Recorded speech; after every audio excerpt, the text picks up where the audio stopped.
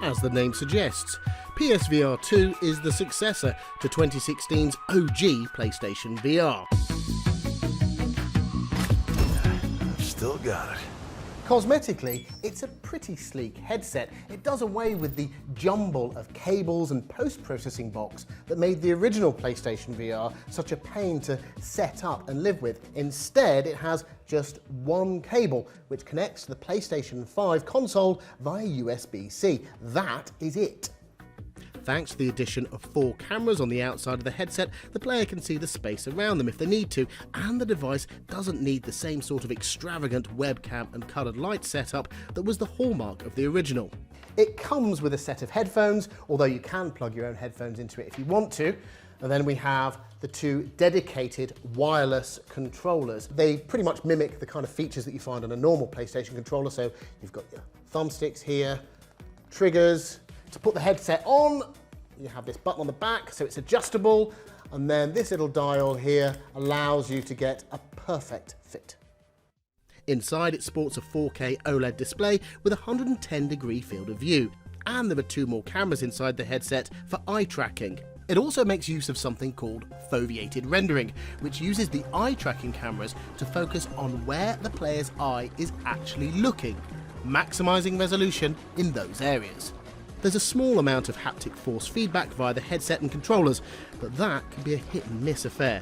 The virtual reality landscape has changed quite a bit in the last few years. There's now a wide variety of different headsets. As a result, there's a decent number of VR games actually available, and quite a few of them are being ported over to this device, which is a good thing because the old PSVR back catalogue isn't compatible with the new headset. Perhaps the game that shows off the potential of PSVR2 best is Horizon Call of the Mountain, That woke him up. a homegrown effort from PlayStation imagining its popular Horizon Zero Dawn franchise with its post-apocalyptic humans versus robotic dinosaur action. Here you can see how the combat really works. Using a bow and arrow, you have to aim in exactly the same way as you would in the real world. The clue is in the name, Call of the Mountain. This game involves a lot of climbing. There's a little bit of haptic force feedback, but it's not as successful on this device as it is on other VR headsets. Sometimes the little bit of feedback you get is a bit on the feeble side.